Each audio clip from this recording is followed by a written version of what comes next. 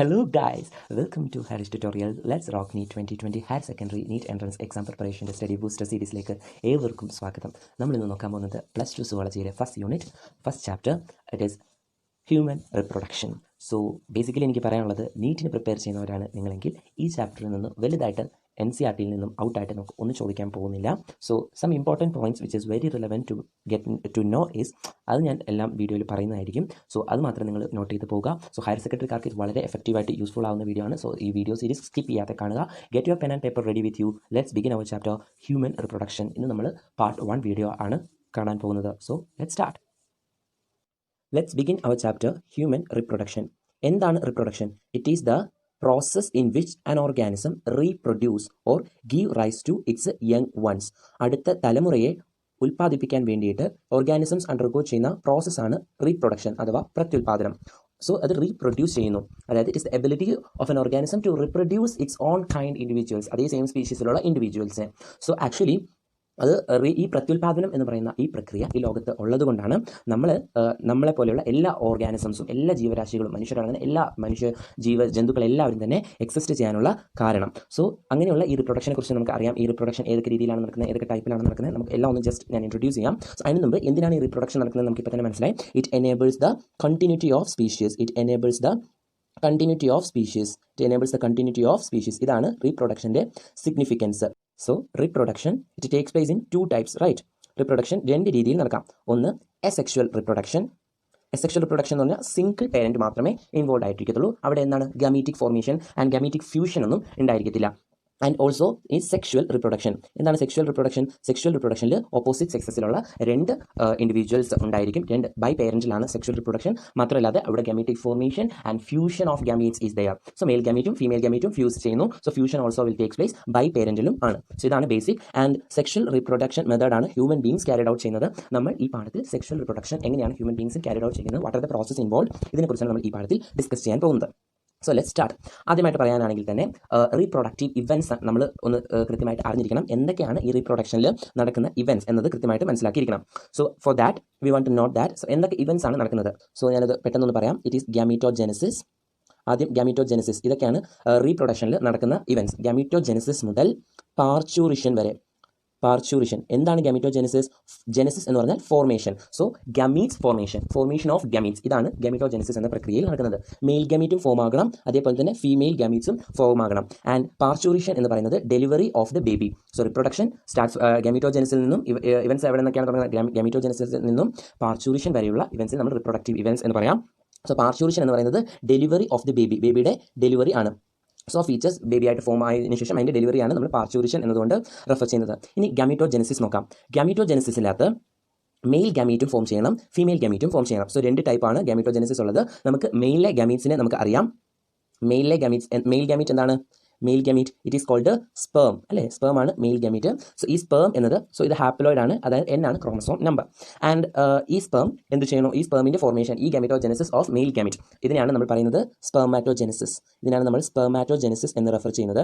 And ഫീമെയിൽസിൽ female ഗമീറ്റിൻ്റെ പേരെന്താണ്? എല്ലാവർക്കും അറിയാം, ചെറിയ ക്ലാസ്സിൽ പഠിച്ചിട്ടുള്ളതാണ്.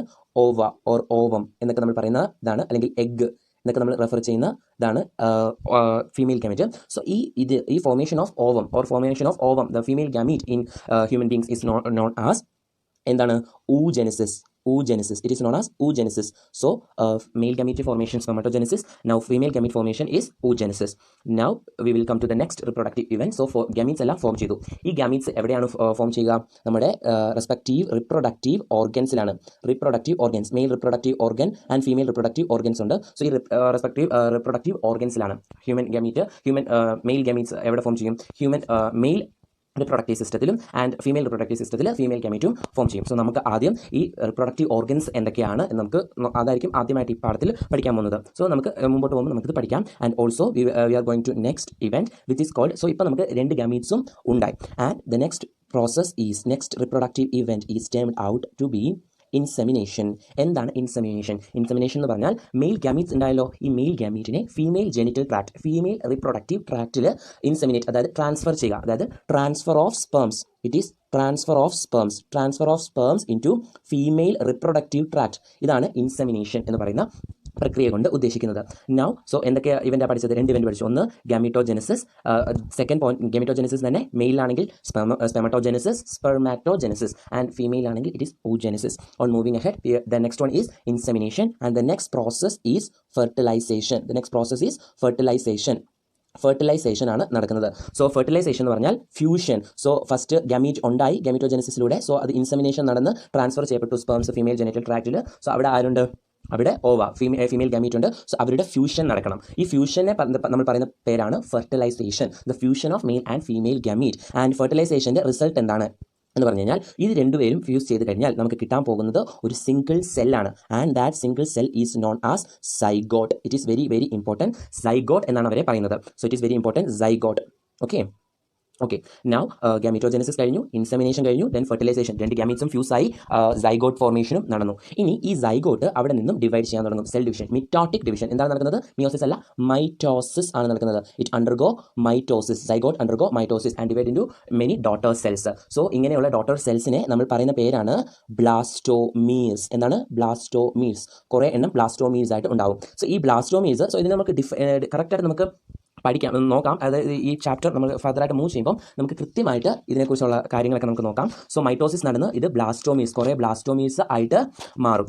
ആൻഡ് ദിസ് ബ്ലാസ്റ്റോമീർസ്, അതായത് 8 to 16, 8 മുതൽ 16 വരെയുള്ള ബ്ലാസ്റ്റോമീർസ്. സോ എംബ്രിയോ ഫോർമേഷൻ, സൈഗോട്ട് എന്തായിട്ട് മാറണം? എംബ്രിയോ ആയിട്ട് മാറണം. അതിന് വേണ്ടിയിട്ടാണ് ഇവിടെ ഡിവിഷൻ നടക്കുന്നത്. ഈ ഡിവിഷനെ നമ്മൾ പറയുന്ന പേരാണ് cleavage. It is known as cleavage. So cleavage എന്ന് പറയുന്നത് കഴിയുമ്പോൾ ക്ലീവേജ് നടന്ന് ഇത് പല സെൽസുകളായിട്ട്, പല ഡോട്ടർ സെൽസ് ആയിട്ട് മാറുകയാണ്. സോ ഇങ്ങനെ ഒരു കൂട്ടമായിട്ട് കാണപ്പെടും ഈ എംബ്രിയോ ഫോർമേഷൻ്റെ സമയത്ത്. So embryo with 8 to 16 blastomeres is known as morula. ഈ ടേംസ് ഒക്കെ നിങ്ങൾ നേരത്തെ അറിഞ്ഞു വെക്കുകയാണെങ്കിൽ നമ്മൾ ഫർദറായിട്ട് ചാപ്റ്റർ പഠിക്കുമ്പോൾ നിങ്ങൾക്ക് ഈസി ആയിരിക്കും.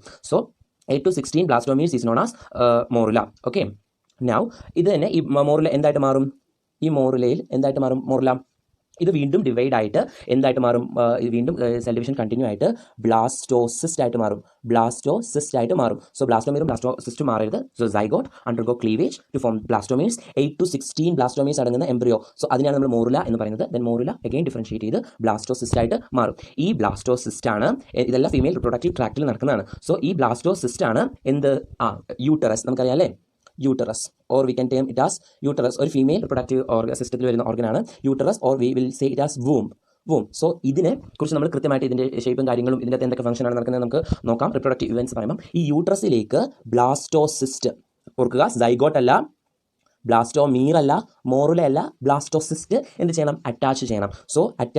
സോ അതാണ് അടുത്ത process. So gametogenesis, formation of gametes, insemination, transfer of sperms, then fertilization, fusion of these gametes, then zygote formation. അതൊക്കെ നടന്നു. ബ്ലാസ്റ്റോസിസ്റ്റ് ആയിട്ട് സൈഗോട്ട് മാറിക്കഴിഞ്ഞു. ഈ ബ്ലാസ്റ്റോസിസ്റ്റ് യൂട്ടറസിൻ്റെ വോളിലേക്ക് അറ്റാച്ച് ചെയ്യുകയാണ്. ആ പ്രോസസ്സിനെയാണ് നമ്മൾ പറയുന്നത് ഇംപ്ലാന്റേഷൻ.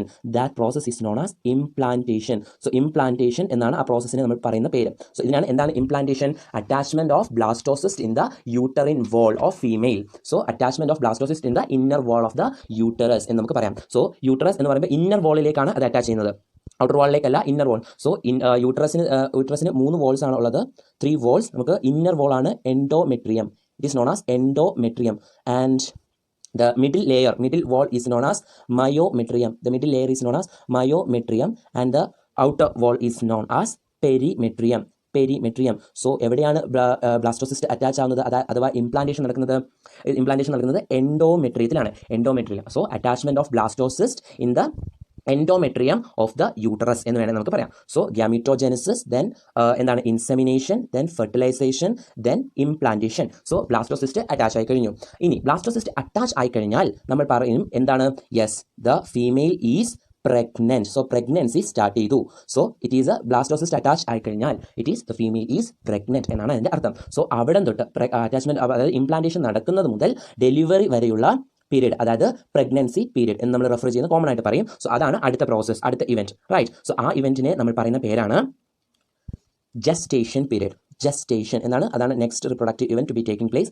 ജസ്റ്റേഷൻ എന്നാണ്. ജസ്റ്റേഷൻ എന്ന് പറയുന്നത് അബൌട്ട് 9 months ആണ് gestation period. So we can ഇത് ഇൻസെമിനേഷൻ നടന്നു കഴിഞ്ഞിട്ട് ബ്ലാസ്റ്റോസിസ്റ്റ് അറ്റാച്ച് ചെയ്ത നമ്മൾ പറയുന്ന പേരാണ്, എംബ്രിയോയ്ക്ക് പറയുന്ന പേരാണ് ഫീച്ചേഴ്സ്, അല്ലെങ്കിൽ ബേബി എന്ന് നമുക്ക് കോമൺ ആയിട്ട് പറയാം. പക്ഷേ ഫീച്ചേഴ്സ് ആണ് മോർ സയന്റിഫിക്കലി കറക്റ്റ്. സോ അവിടെ എന്താ നടക്കുക? ജസ്റ്റേഷൻ പീരീഡിൽ യെസ് ആ എംബ്രിയോൺ ലെയേഴ്സ് ഒക്കെ ഡെവലപ്പ് ആകും. സോ അതെന്തായിട്ട് മാറണം? ഓരോ എംബ്രിയോൺ ലെയേഴ്സും ഓരോ റിപ്രൊഡക്റ്റീവ് ഓർഗനായിട്ടും അതിൻ്റെ ഫംഗ്ഷൻസും എല്ലാം ഇതാക്കി ഒരു പൂർണ്ണമായിട്ടുള്ള ഒരു കുഞ്ഞ്, കൃത്യമായിട്ടൊരു ബേബി ഫോം ആവണം. സോ അത് നടക്കുന്ന പീരീഡാണ് gestation period. And this gestation period definition എന്താണ്? It is the embryonic development within the uterus. So embryonic development in the uterus of mother is known as gestation. ഹ്യൂമൻസിലെ gestation period ആണ് ഞാൻ പറഞ്ഞത്. എന്താണ്? ഹ്യൂമൻസിലെ gestation period ആണ് 9 months. So ഈ gestation period ഓരോ ഓർഗാനിസത്തിനനുസരിച്ച് gestation period മാറും. So അത് നിങ്ങൾ കൃത്യമായിട്ട് ശ്രദ്ധിക്കുക. Now we are moving ahead to next. So insemination കഴിഞ്ഞ് implantation കഴിഞ്ഞ് gestation period. So അവിടെ gestation periodൽ കുഞ്ഞ് പൂർണ്ണ വളർച്ച അടഞ്ഞു എങ്കിൽ എന്ത് നമുക്ക് പറയാം? യെസ്, ഡെലിവറി ആണ്. Delivery of the baby we term it as, നമ്മൾ ആദ്യമേ പറഞ്ഞു, parturition. Delivery of the baby. So ഇതാണ് reproductive events: gametogenesis, insemination, fertilization, implantation, gestation period, and gestation and parturition. So this is very important. Now ഇനി നാം പറഞ്ഞു കഴിഞ്ഞു ഗ്യാമീറ്റോജെനസിസ് reproductive ഓർഗൻസിലാണ് നടക്കുന്നത്. So ആദ്യം നമ്മൾ അറിയേണ്ടത് റിപ്രൊഡക്റ്റീവ് ഓർഗൻസിനെ കുറിച്ചിട്ടാണ്. സോ ആക്ച്വലി എപ്പോഴാണ് റിപ്രൊഡക്ഷൻ കപ്പാസിറ്റി നമുക്ക് ഡെവലപ്പ് ആവുന്നത് ഒരു ഇൻഡിവിജ്വലിൽ? Yes, during the puberty. During puberty ആണ് റിപ്രൊഡക്ഷൻ കപ്പാസിറ്റി നമുക്ക് ഡെവലപ്പ് ആവുന്നത്. അപ്പോഴാണ് ഈ ഗ്യാമീറ്റോജെനസിസ് ഒക്കെ നടക്കുന്നത്. So all the reproductive events occur only after puberty എന്നത് ഇമ്പോർട്ടൻ്റ് ആയിട്ട് മനസ്സിലാക്കി വെക്കുക. ഇനി ഈ റിപ്രൊഡക്ഷൻ നടന്നിട്ട് ഈ ഡെലിവറി പാർച്യൂറിഷൻ എന്ന് പറയുന്നത് പല രീതിയിലായിട്ട് നടക്കാം. സോ ഹ്യൂമൻസ് എന്ന് പറഞ്ഞാൽ ഹ്യൂമൻസ് എങ്ങനെയാണ് റിപ്രൊഡ്യൂസ് ചെയ്യുന്നത്? സെക്ഷൽ ആയിട്ടാണോ? സെക്ഷൽ ആയിട്ടാണോ? ഇറ്റ് ഈസ് സെക്ഷൽ ആണ്. So humans are sexually reproducing organisms. മാത്രമല്ല ഹ്യൂമൻസ് ആർ വിവിപാരസ്. എന്താണ് വിവിപാരസ്? വിവിപാരസ് എന്ന് പറഞ്ഞാൽ പ്രസവിക്കുന്ന, അതായത് ബേബീസിനെ പ്രസവിക്കുന്നതാണ്. സോ നമ്മുടെ യങ് വൺസിനെ ഹ്യൂമൻ ബീങ്സ് പ്രസവിക്കുകയാണ് ചെയ്യുന്നത്. The other mode is ovipary എന്ന് പറയും. എന്താണ് ഒവിപാരസ് കണ്ടീഷൻ? ഒവിപാരസ് എന്ന് പറഞ്ഞാൽ പ്രസവിക്കില്ല. It does not give birth directly to young ones. But this oviparous കണ്ടീഷനിൽ എന്താണ് സംഭവിക്കുക? യെസ്, എഗ് ലേ ചെയ്യുന്നു. നമുക്കറിയാം അല്ലേ, എഗ് ലേ ചെയ്യുന്നവയൊക്കെ നമുക്ക് എക്സാമ്പിൾസ് അറിയാം. സോ നമ്മുടെ സറൗണ്ടിങ്സിൽ നോക്കി നിങ്ങൾ ഇതൊരു ടാസ്ക് ആയിട്ട് ചെയ്യുക. ഏതൊക്കെ ഓർഗാനിസംസ് ആണ് എഗ് ലേയിങ് അഥവാ ഒവിപാരസ്? സോ ഓ എന്ന് പറഞ്ഞാൽ തന്നെ എഗ്, മുട്ട അല്ലേ. സോ മുട്ടയിടുന്ന ഓർഗാനിസംസിനെ കുറിച്ച് നമുക്ക് അറിയാം. എന്താണ് എഗ് ഒക്കെ ഹെന്നൊക്കെ എക്സാമ്പിൾ ആണ്, റൈറ്റ്, കോഴി. സോ ഇവരൊക്കെ ഒവിപാരസ് ആയിട്ടുള്ള ഓർഗാനിസംസ് ആണ്. ഹ്യൂമൻ സെക്ഷലി റിപ്രൊഡ്യൂസ് ചെയ്യുന്ന വിവിപാരസ് ഓർഗാനിസംസ് ആണ്. ഓക്കെ, ലെറ്റ്സ് എൻസിആർടി നമുക്ക് നോക്കാം. സോ റിപ്രൊഡക്റ്റീവ് ഇവന്റ്സ് ഏതൊക്കെയാണ്?